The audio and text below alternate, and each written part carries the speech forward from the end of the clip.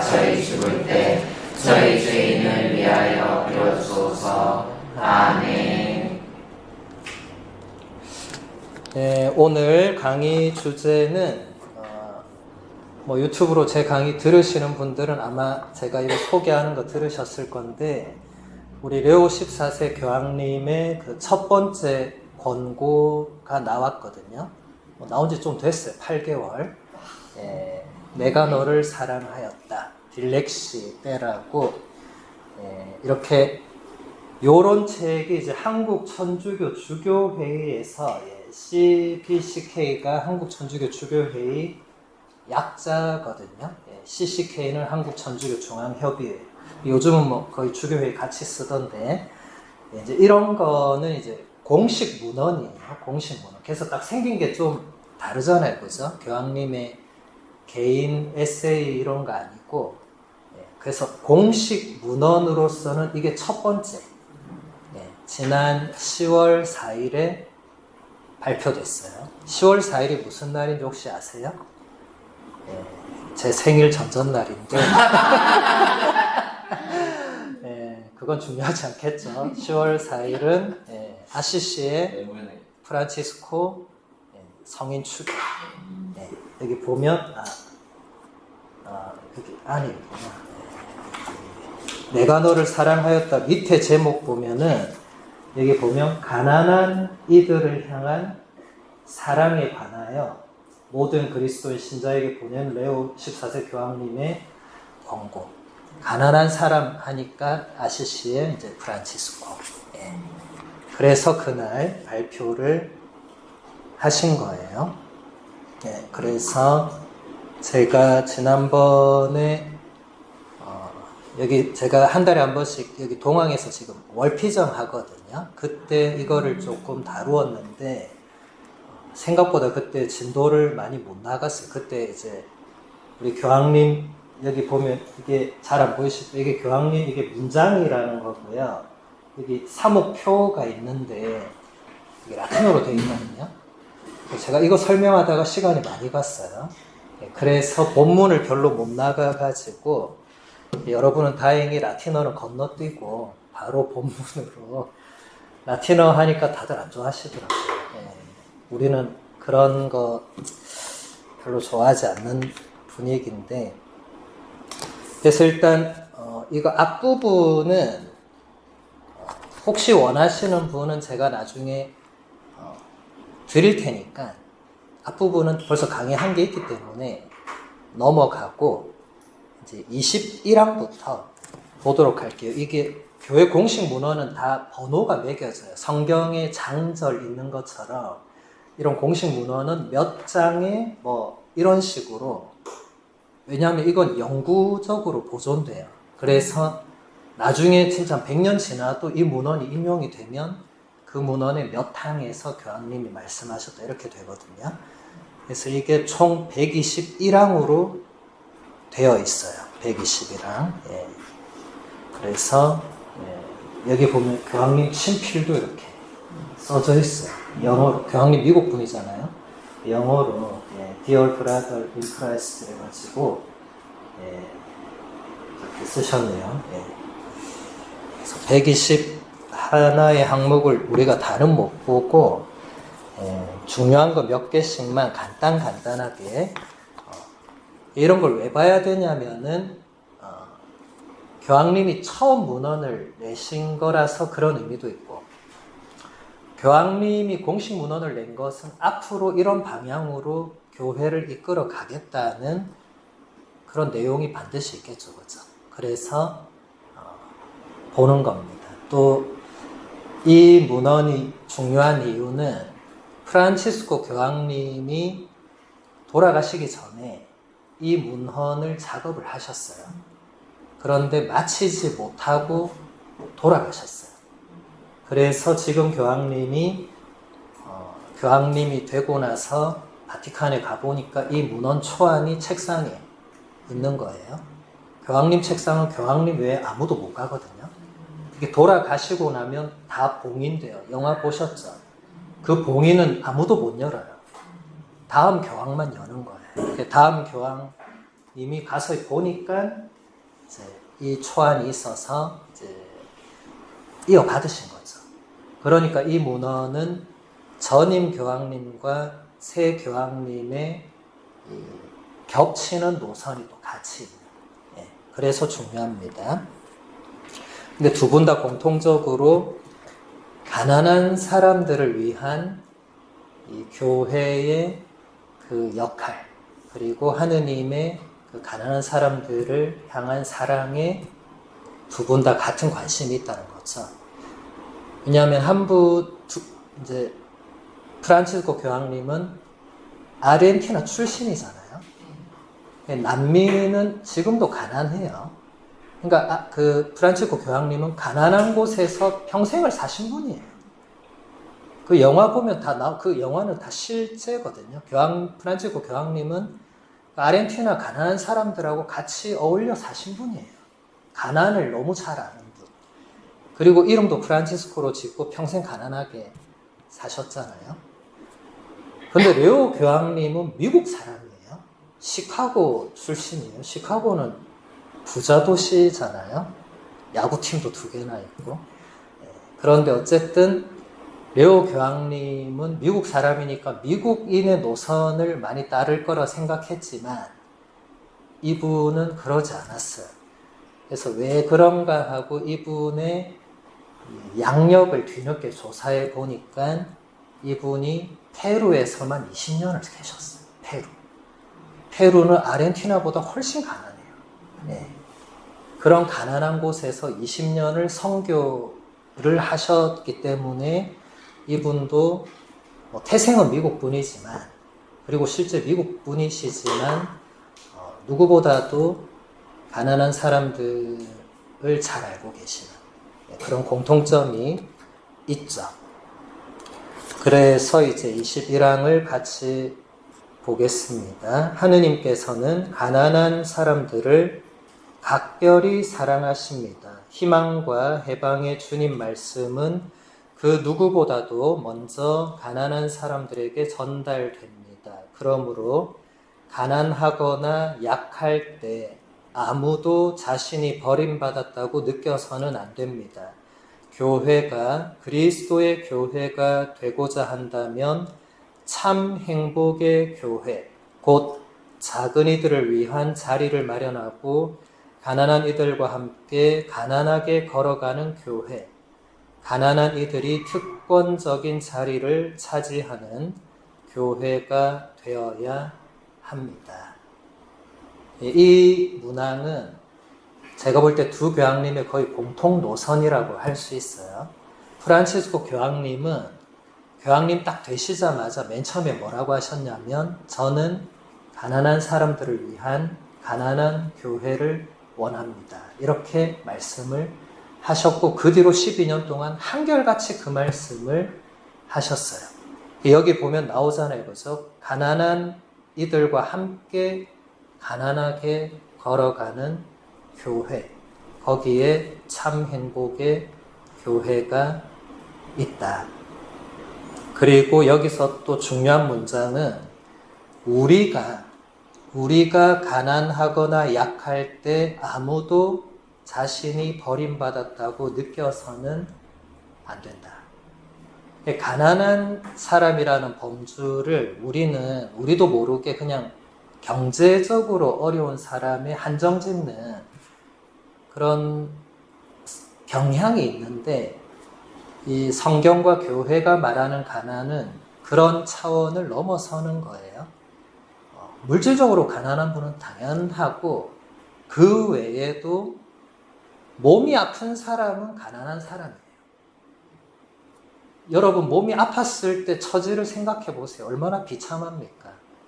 내가 아무것도 못할 때, 수술받고 이렇게 누워있을 때 누군가 옆에서 도와주지 않으면 나는 아무것도 할 수 없잖아요. 가난한 거죠. 뭐 언젠가 태어나겠지만 알 수 없죠. 그렇죠? 그러니까 교황님 말씀은 재정적으로 어려운 분들, 구걸하는 정말 빈곤층들, 그런 분들은 뭐 말할 것도 없지만 우리도 가난한 처지, 약한 처지, 불쌍한 처지가 얼마든지 될 수 있는데 그럴 때 아무도 자신이 버림받았다고 느껴서는 안 된다. 왜냐하면 하느님께서 가난한 사람들을 우선적으로 선택하시고 사랑하신다는 게 성경의 한결같은 증언이고 우리 교회가 2000년 동안 실천해온 그런 주제이기 때문에 그렇다는 것입니다. 그 다음 38항을 보면 교황님이 이렇게 얘기하십니다. 암브로시오 성인의 기록에 따르면 식스토 2세 교황 재위 때 로마의 부제였던 라우렌시오는 로마 당국에서 교회의 보물들을 넘기라는 강요를 받았습니다. 다음 날 라우렌시오 부제는 가난한 사람들을 데리고 왔습니다. 약속한 보물이 어디 있느냐는 질문에 그는 가난한 사람들을 가리키면서 이 사람들이 바로 교회의 보물입니다. 라고 말했습니다. 암브로시오 성인은 이 일화를 소개하면서 이렇게 질문합니다. 가난한 사람들보다 더 소중한 보물이 어디 있겠습니까? 예수님께서는 이들을 통하여 당신 자신을 기쁘게 드러내 보여주시고자 합니다. 네, 라우렌시오 성인은 얼마 전에 축일이었어요. 8월 10일 초세기 순교자 부제님이었는데 이분이 유명해질 수 있었던 것은 이 암브로시오 성인의 이 기록 때문이에요. 실제로 있었던 일이에요. 로마 제국이 그리스도교를 엄청 박해하고 그래서 박해할 때 이제 라우렌시오 부제도 잡혔는데 교회 보물을 가져오면 너하고 신자들 풀어주겠다 해서 알겠다고 간 거예요. 가서 보물을 그러니까 그 사람들이 기대한 거는 성당에서 금 쟁반 쓰니까 그런 거 갖고 올 줄 알았는데 길거리에 있는 가난한 사람들 데리고 와서 이 사람들이 교회 보물입니다 한 거예요. 실제로. 네. 자, 그럼 여러분은 그 상황에서 무슨 생각했겠어요? 얘가 나를 놀리는구나. 이렇게 생각했겠죠. 보물 가져오랬더니 거지들 데리고 와서 보물이라고 하니까 바로 잡아 죽였죠. 네. 그렇게 해서 실제로 순교한 거예요. 근데 라우렌시오 부제님은 장난친 게 아니고 진짜로 데리고 온 거예요. 보물을 가져오래서 알겠다고. 이들이 보물이라고. 못 알아먹은 거죠. 세속의 기준과 교회의 기준이 진짜 달랐던 거죠. 그래서 이 일화를, 더 중요한 것은 이 일화를 지금 1800년이 지나서 교황님들이 이걸 언급을 한다는 거예요. 우리 교회는 아무리 오랜 세월이 지났던 일이라도 그게 중요하면 또 언급하는 거예요. 제가 아까부터 이건 공식 문헌이라고 했잖아요. 이것은 없어질 문헌이 아닙니다. 제가 책을 내잖아요. 제가 죽고 나서 출판사하고 계약이 끝나면 그 책 다 없어집니다. 근데 교황님이 이렇게 공식 문헌 내잖아요.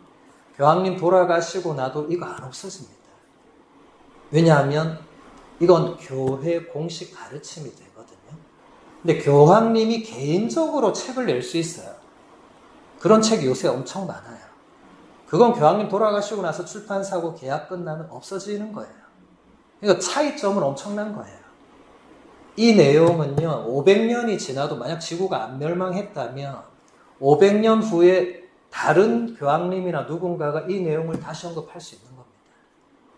그런데 개인 에세이는 500년 지나서 아무도 기억하지 않겠죠.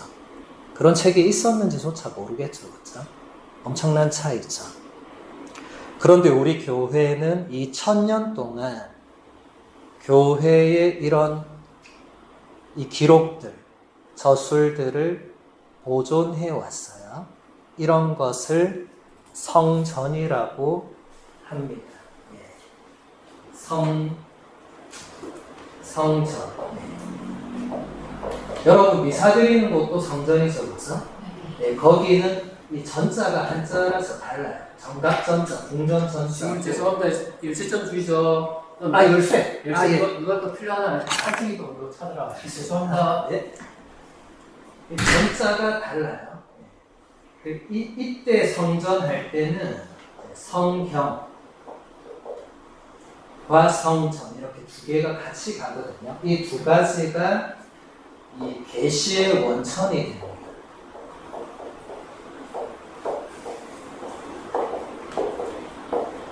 성경은 여러분 잘 아는 73권의 그 성경의 조죠. 구약이 46권이고 신약이 27권. 제가 어릴 때 수녀님이 천국의 전화번호는 732 462입니다. 가르쳐 주셔서 제가 실제로 051 해서 공중전화 가서 10원짜리 2개 넣고 전화를 돌린 적이 있어요. 네. 당연히 결번으로 떴죠. 네. 제가 이 전화해서 신학교 갔는지도 몰라요. 근데 수녀님이 이거 가르쳐줬는데 전화한 사람 저밖에 없을 것 같아요. 성경은 이렇게 정해져 있고 성전은 이제 성경 이외에 교회가 이렇게 전해져 내려오는 것들을 이렇게 계속 교회가 보존해 온 것. 그러니까 이 대표적인 게 지금 얘기한 암브로시오나 라우렌시오 같은 분을 교부라고 부르거든요. 그래서 이 교부들의 작품들이 성전의 중심이 되고 이 작품들을 통해서 형성된 것들이 또 있겠죠, 그렇죠? 성사라든지 전례라든지 기타 신심들이라든지 뭐 이런 여러 가지 이렇게 많은 것들이 다 성전, 거룩한 전통. 그러니까 이것은 라틴어로 이제 이렇게 되거든요. 이 칠판이 희한한 움직임이에요.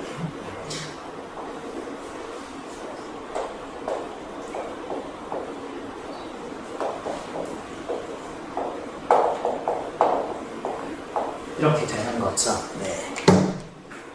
그래서 이 거룩한 전통에 해당하고 이런 것도 당연히 전통이 되죠.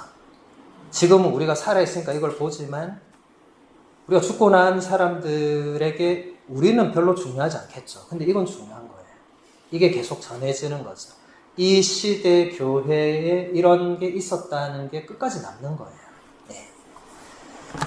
그 다음 47항을 보면은 가난한 이들에게서 그리스도의 얼굴을 알아보고 물질적 재화에서 애덕의 수단을 찾는 교회 안에서 아우구스티노 성인의 사상은 언제나 분명한 빛이 됩니다. 오늘날 아우구스티노 성인의 가르침에 충실하려면 그의 저술들을 연구하는 것만이 아니라 회심으로 이끄는 그 초대를 철저히 실천하려는 의지도 필요합니다. 여기에는 필연적으로 애덕의 봉사가 포함됩니다. 레오 14세 교황님은 지난해 5월 8일에 교황으로 선출이 됐습니다. 그리고 대중 앞에 처음으로 나오셔서 첫인사를 건네실 때 여러 가지 말씀을 많이 하셨는데 그때 굉장히 눈여겨봐야 될 한 문장이 있었는데 저는 아우구스티노의 아들입니다. 이렇게 말씀을 하셨어요. 그 앞에 프란치스코 교황님이 예수회 출신의 최초의 교황이었어요. 그러면 이분이 프란치스코 교황님이 교황됐을 때 예수회는 누가 세웠냐면 로욜라의 이냐시오 성인이 세웠거든요. 그러면 본인의 출신을 굳이 말하고 싶었다면 저는 로욜라의 이냐시오의 아들입니다 하면 되잖아요. 그런 말 안 했어요. 그리고 역대 어느 교황님도 본인이 어디 출신이라고 말한 적이 없어요. 왜냐하면 주교님 이상부터는요 출신이 상관이 없어요. 주교님은 12사도의 후계자거든요. 교황님은 베드로 사도의 후계자잖아요. 어디 출신이냐 중요하잖아요. 여러분 베드로가 어디 출신입니까? 갈릴레아 출신인데 그 중요합니까? 안 중요해요. 네, 그러니까 굳이 저 같은 이제 졸병들은 출신이 중요해요. 신부님들끼리 만나면 부상교구 이렇게 해야 돼요. 안 하면 그게 이상해. 근데 주교님 이상부터는 그냥 뭐 누구 주교입니다 하면 다 알아먹게 돼 있잖아요. 주교님이 어디인지를 모르는 사람은 아무도 없죠. 그런데 이분은 저는 아우구스티노의 아들입니다. 이러셨어요. 그래서 저는 그게 굉장히 인상적이더라고요. 굳이 왜 저렇게 얘기하실까? 그리고 그 뒤에 막 이제 속보가 막 자막으로 올라오는데 그 말씀 하자마자 속보 자막이 뭐가 떴냐면 아우구스티노 수도회 출신 첫 교황 이렇게 뜨는 거예요. 제가 그 순간 너무 충격을 받았어요. 지금 이분이 267번째 교황님이거든요. 2000년 동안 베드로 1대, 2대 리노, 3대 이렇게 내려오는데 거기서 저는 아우구스티노 성인이 4세기, 5세기 분이기 때문에 수도회가 벌써 1600년 됐잖아요. 그러니까 그 사이에 출신 교황이 한두 명 있는 줄 알고 있었거든요. 제가 267명 어떻게 다 조사하겠어요. 제 전공도 아니고. 그런데 처음이라는 거예요. 처음. 프란치스코 교황님도 예수의 출신 처음이었고. 그러니까 속보가 뜨는 거예요. 아, 그래서 저분이 저 말 했구나. 저도 처음엔 그렇게 피상적으로 이해했어요. 근데 나중에 보니까 그건 피상적인 차원이고 더 중요한 거는 그 뒤부터 이 교황님이 하루도 안 빠지고 모든 말씀을 하실 때 아우구스티노를 인용해요. 반드시. 작정한 거예요. 이분은 제가 아까 설명했다는 여기 문장과 표도 아우구스티노 성인 걸 다 가지고 왔어요. 이분은 교황님 될 때 뭔가 소명이나 계시를 받으신 것 같아요. 그쪽으로. 아우구스티노라는 성인이 얼마나 위대한 성인인지 제가 오늘 설명하려면 이 피정 갖고는 어림도 없는데, 왜냐하면 제가 그분의 이름으로 있는 학교를 제가 로마에서 다녔거든요. 저는 아우구스티니아눔이라는 학교를 7년 동안 다녔어요. 이 교황님이 총장으로 계실 때 제가 그 학교를 다녔어요. 그래서 제가 교황님이 총장이실 때 이렇게 지나치면서 보긴 했어요. 근데 그때는 이분이 교황님 될 거라고 뭐 상상했으면 미리 사인 받았을 건데, 미리 사인 받고 사진 하나 찍고 미래의 교황님 되실 거니까 이랬겠지만 저는 그런 예지력이 없더라고요. 같이 밥 먹었는데도 설마 저분이 되겠나 이렇게. 왜냐하면 그 수도회가 작아요. 되게. 우리 학교도 작고 우리 가톨릭 센터의 반의 반도 안 돼요. 네. 그래서 지나가는 사람들이 보면 우리나라 그 단과 학원 정도 생각하시면 되거든요. 건물 하나 달랑 있고 4층짜리 건물. 우리 가톨릭 센터는 10층짜리인데 그러니까 반도 안 되는 거죠. 네. 그 학교를 설립한 수도회의 총장을 아주 오래 하신 분이거든요. 근데 그렇다고 해도 이렇게 아우구스티노를 이렇게 할 수는 없고, 이분은 인간적 차원이 아니고 이거는 하느님의 뜻이 있는 거죠. 이 시대를 어떻게 돌파해 나갈 것인가. 전임 교황님은 가난이라는, 또 하느님의 자비라는, 프란치스코 성인이라는, 전임 교황님은 특이하게도 예수회에 대해서는 거의 아무 말을 안 했어요. 초반에 조금 언급하시는 듯 했지만 그 뒤로는 이냐시오나 예수회라는 이 단어를 입에 거의 올리지 않으셨고, 하느님의 자비, 가난, 프란치스코, 네. 이게 거의 핵심적 단어들이었거든요. 근데 이분은 지금 되시고 나서 지금 1년 3개월 동안 계속 올리는 단어가, 이분도 몇 개인데 그 중에 하나가 아우구스티노, 그 다음 하나가 일치, 그리고 하나가 다리예요. 다리. 네. 일치를 위해서는 다리를 놔야 된다. 이게 첫날부터 지금까지 이분이 계속 하시는 말씀이에요. 만나면 꼭 그 얘기하세요. 우리는 서로가 서로에게 다리를 놓아야 합니다. 다리가 되어야 합니다. 다리라는 단어는 한 번도 빠진 적이 없어요. 근데 그것은 이분의 개인적 차원이 아니고 교황님을 통한 하느님의 메시지가 있는 거죠. 이 시대는 정말로 일치가 필요한데 일치를 위해서는 다리가 필요하고 다리는 그럼 누가 놔야 되는 거죠? 우리가 해야 되는 거죠. 우리를 쏙 빼면 누가 다리를 놓습니까? 그 뭐 대통령들이 하는 거예요? 대통령도 하겠지만 우리도 서로 간의 일치를 위해서 다리를 놓아야 하고 다리가 되어야 하고 불화와 갈등과 분열과 미움과 시기와 질투 이런 것들을 우리 안에서 없애기 위해서 노력해야 되죠. 근데 아우구스티노라는 이 특별한 분은 저도 뭐 이제 평생 이분을 연구해야 되겠지만 뭐 지금도 하고 있고 앞으로 하겠지만 아마 인류 전체의 역사에서 하느님이 가끔씩 천재들을 이렇게 만드시죠. 전 다른 분야는 잘 몰라요. 뭐 분야마다 천재들이 있었지만 잘은 모르고 우리 교회 안에서 볼 때 하느님께서 처음으로 천재를 뽑은 게 바오로거든요. 바오로는 천재적인 인물이었어요. 편지를 보면 알아요. 뭘 보고 쓴 게 아닌데 그걸 이렇게 막 써내려간 그 천재적이죠. 여러분 베드로 한번 생각해 보세요. 베드로가 원래 뭐 했어요? 어부였잖아요. 뭐 어부가 다 무식하다고 말하는 게 아니고 오늘날은 어부도 똑똑하죠. 근데 그 옛날을 생각할 때 2000년 전에 어부들은 글을 몰랐습니다. 그러니까 뭘 배우고 읽고 쓰는 게 아니고 그냥 어촌에서 아버지 따라 그냥 그물질 배우고 평생 그거 하는 거예요. 예. 근데 바오로는 출신부터 뭐였어요?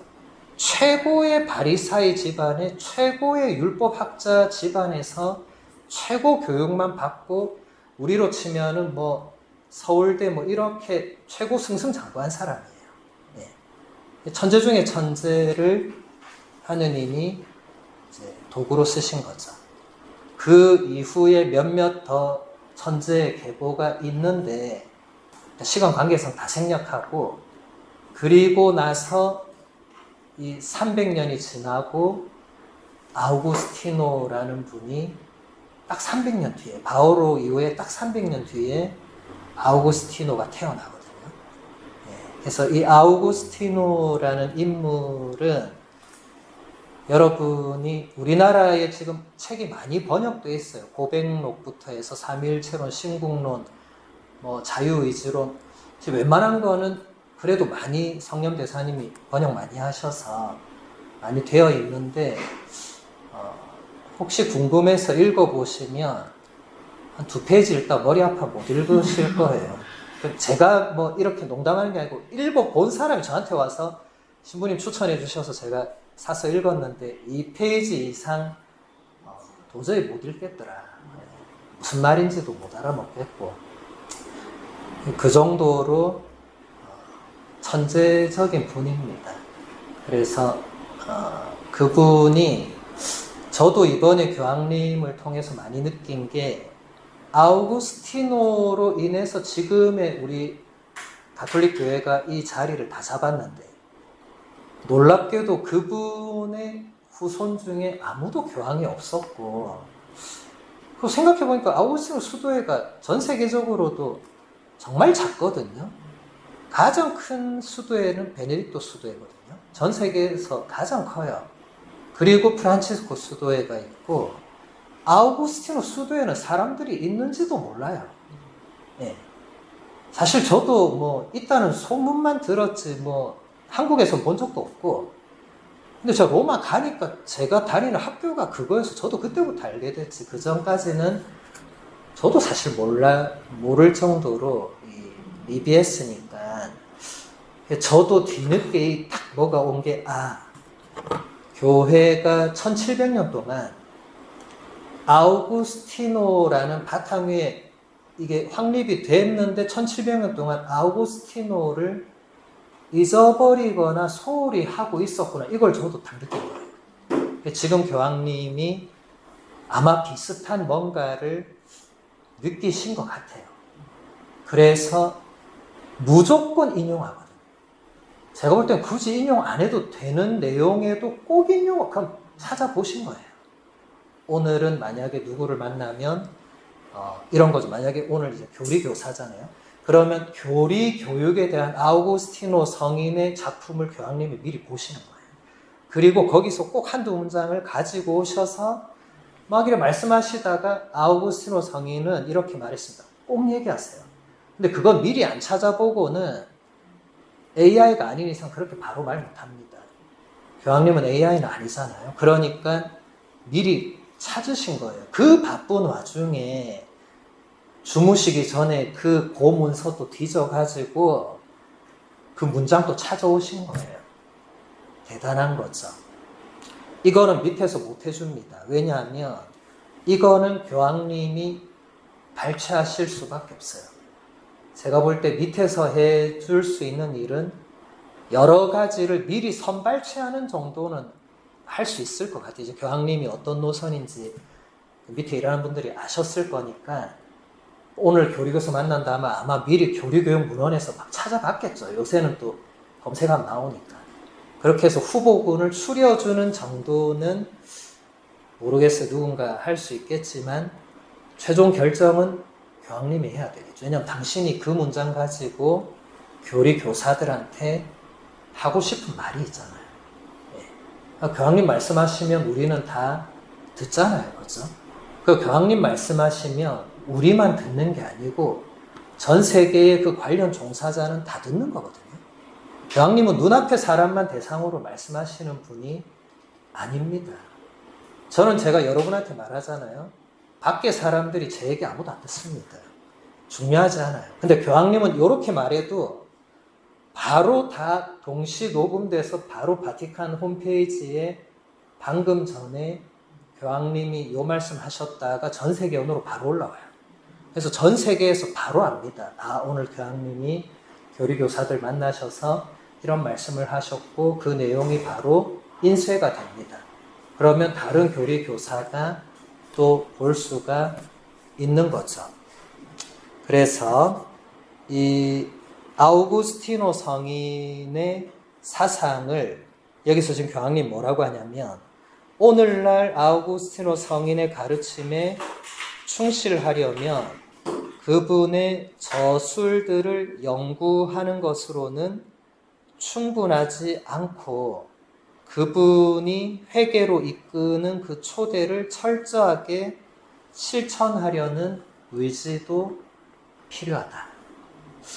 저는 사실 여기서 굉장히 좀 많이 와닿았는데 저는 연구하는 입장이니까 저는 연구하고 있는데 교황님께서 연구만으로는 충분하지 않다. 되게 좀 뭐랄까요, 좀 제 마음을 꿰뚫어 보신. 왜냐하면 저는 연구하는 것만으로도 나는 벅차다, 나는 힘들다, 남들 안 하는데 내가 이것까지 하고 있다, 이런 생각을 좀 했겠죠 제가. 근데 교황님이 너는 그걸로는 충분하지 않다, 그렇게 말씀해 주시는 것 같아서. 그리고 앞으로 교황님께서 계속해서 아우구스티노 성인을 이 시대에 새롭게 소개하시고 있으니까 저도 자연스럽게 교황님이 저한테 직접 뭘 시키신 적은 없지만 저도 자연스럽게 교황님이 계셨던 곳에 그 학교에서 교황님이 배우신 걸 저도 그대로 배웠거든요. 저도 그걸 이제 전해야 된다는 어떤 그런 사명감이 생기더라고요. 우리나라 전체에 로마 아우구스티니안으로 나오신 분은 제가 손가락으로 꼽을 정도밖에 안 계세요. 몇 분 없어요. 우리 교구는 저밖에 없고 다른 교구도 그냥 한 분씩 정도밖에 없어요. 물론 그 학교 안 나와도 다 전할 수 있습니다만 그렇게 안 하겠죠. 자기 전공도 아니고 자기 일도 아닌데 뭐하러 그렇게 하겠습니까? 근데 저는 제 전공이고 제가 다닌 곳이잖아요. 교황님이 교황되고 가장 첫 방문지가 우리 학교였어요. 당신이 거기 계셨으니까. 왜냐면 가깝기도 제일 바티칸하고 걸어가면 그냥 교황님 걸어갔어요. 이렇게. 이렇게 쭉 걸어서 1분도 안 걸려요. 바티칸이 이렇게 있으면 그냥 이렇게 하나 건너면 우리 학교하고 아우구스티노 수도회가 있거든요. 거기 첫 방문지셨어요. 교황님의 공식 첫 방문. 당신 출신이니까. 그래서 여러분들이 앞으로 적어도 여러분들이 가톨릭 교회에서 교리교사를 한다는 것은 앞으로 여러분들이 적어도 이 교황님이 살아계시는 동안은 아우구스티노 성인이 무엇을 말했고 무엇이 우리에게 지금 필요하고 이런 것을 우리가 배우고 그것을 최대한 여러분들에게 맡겨진 아이들 혹은 친구들에게 그 정신과 내용이 전달될 수 있도록. 물론 아우구스티노 성인의 가르침들이 굉장히 어렵지만 뭐 어렵다고 해서 이해를 100% 못하거나 그런 건 아니거든요. 그 정신은, 그래서 여기 교황님도 그렇게 얘기하잖아요. 그 초대를 철저히 실천하려는 그 의지가 중요하다. 만약에 하나 정도 깨달았어도 그 깨달은 하나를 이제 실천하려는 의지가 중요하다. 이것은 꼭 아우구스티노 성인이 아니더라도 여러분들이 뭐 성경을 읽다가 혹은 미사 강론을 듣다가 혹은 집에서 책을 읽다가 혹은 기도를 하다가 뭔가 하나를 깨달았을 때 그 뒤가 중요하거든요. 깨달음은 누구나 할 수 있는데 깨닫고 난 이후에 그 사람이 그 깨달음을 어떻게 살아가느냐가 열매를 맺느냐 맺지 않느냐를 구분하겠죠. 그렇죠? 그래서 여러분들도 이런 피정이든 뭐 그 무엇이든 뭔가를 느꼈다면은 느끼고 나서 다시 원래대로 돌아가면 느끼지 않은 거나 느낀 거나 똑같은 거잖아요. 느끼기 전과 느낀 후가 달라야 되잖아요. 내가 뭔가를 깨달았다면. 그러면 그 달라진 뭔가가 나의 생각과 말과 행동에 그게 투영되어야만 달라질 수 있는 거죠. 이제 그런 차원으로 말씀을 하신 겁니다. 그래서 여기 하나만 더 보면은 잉태의 세례자 요한이라는 또 다른 성인이 있는데 이분의 내적 성찰이라는 작품을 교황님이 또 인용을 하셨거든요. 잉태 세례자 요한 성인이 뭐라고 말했냐면 자유의지는 인간을 해방시켜서 만물 가운데 으뜸이 되게 합니다. 그러나 하느님 저를 도우소서. 참으로 많은 사람들이 자신의 정념과 욕망의 감옥에 갇히고 사슬에 묶여서 악마의 노예요 포로가 되어버리고 맙니다. 자, 여러분, 교황님이 이걸 왜 인용하셨겠어요? 이 시대에 지금 이런 내용들이 제가 볼 때는 이 시대를 교황님이 이렇게 진단을 하시는 거 아닌가. 자, 여기 잘 보시면 일단 자유의지의 특성을 얘기합니다. 자유의지는 모든 피조물 가운데 인간만이 부여받은 특별한 은총이고 선물이거든요. 인간 외에 어떤 피조물도 자유의지가 없습니다. 여러분, 태평양 바다의 고래를 한번 생각해 볼게요. 고래에게 자유의지는 뭐가 있을까요? 그 안에서 다니는 자유, 그리고 그냥 배고플 때 입 벌려서 그 모든 플랑크톤과 그 바닷속 생물을 먹는 자유. 그것과 우리의 자유의지는 완전히 다른 차원이거든요. 그건 의지가 아니에요. 그냥 자유예요, 자유.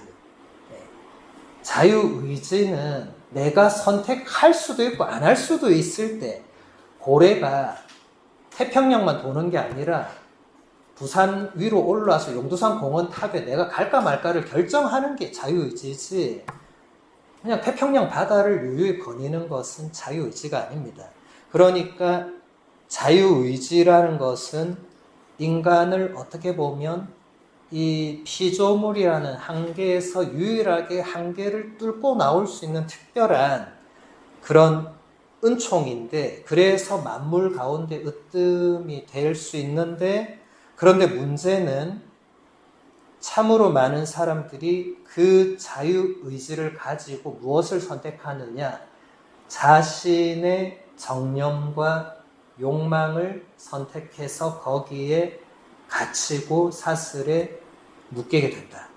그래서 악마의 노예이고 포로가 되어버린다. 오늘날 너무나 많은 사람들이 자신의 자유의지로 선한 것을 택하고 좋은 것을 말하고 이게 아니고 악한 것을 택하고 더 안 좋은 것으로 빠져서 이제 나중에는 본인도 거기서 빠져나오지 못하는 지경에 이르게 된다.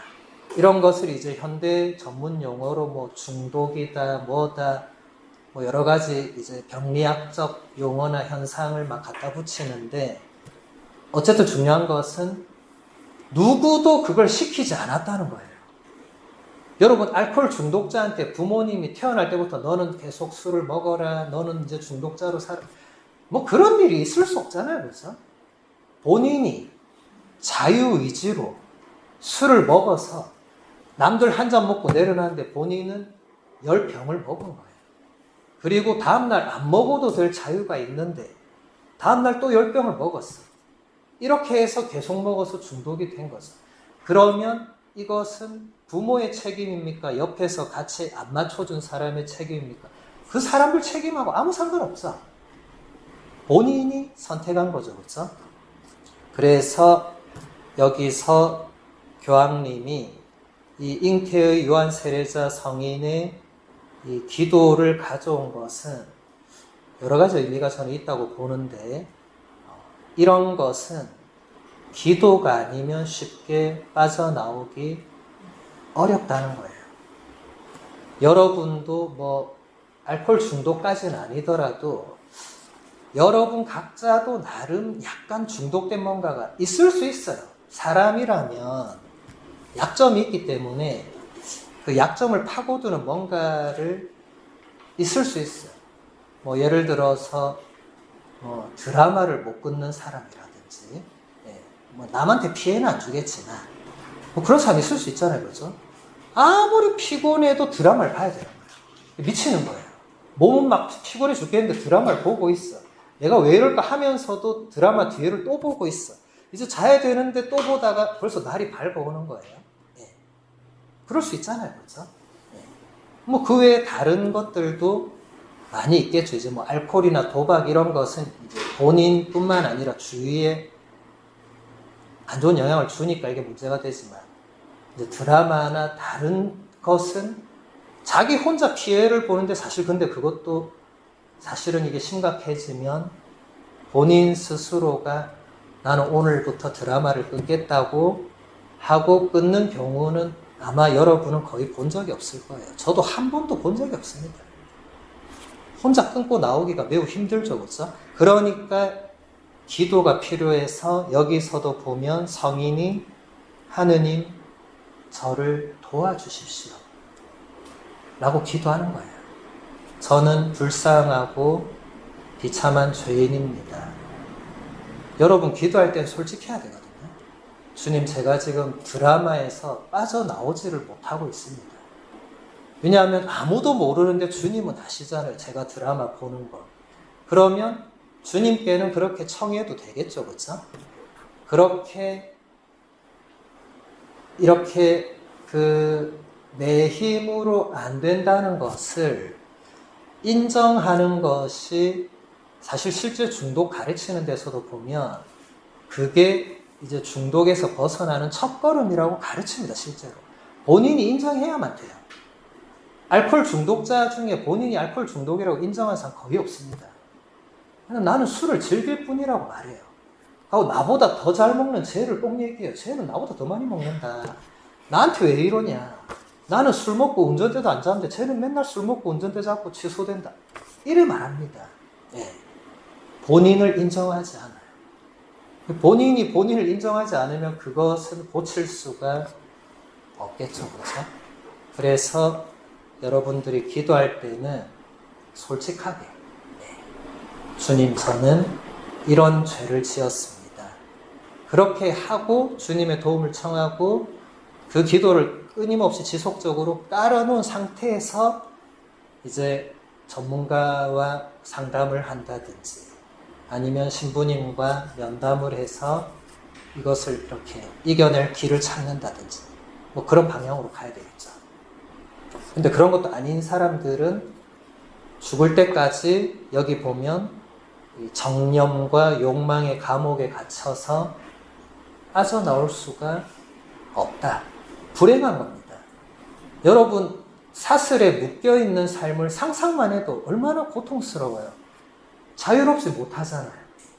어디 나가려는데 사슬에 한쪽 발이 묶여있다 생각해 보세요.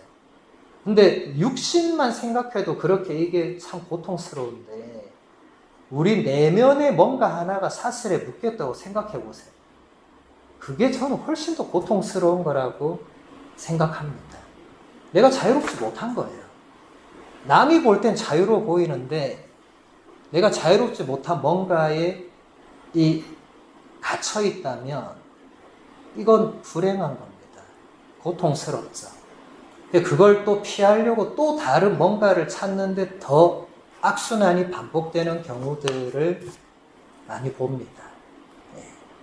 그래서 이런 것들이 교황님 보시기에도 오늘날 중독 문제뿐만이 아니라 사람들이 너무 그런 것들에 빠져 있는데 본인이 모르는 경우도 많을 것이고 나오고 싶은데 못 나오는 경우도 부지기수겠죠.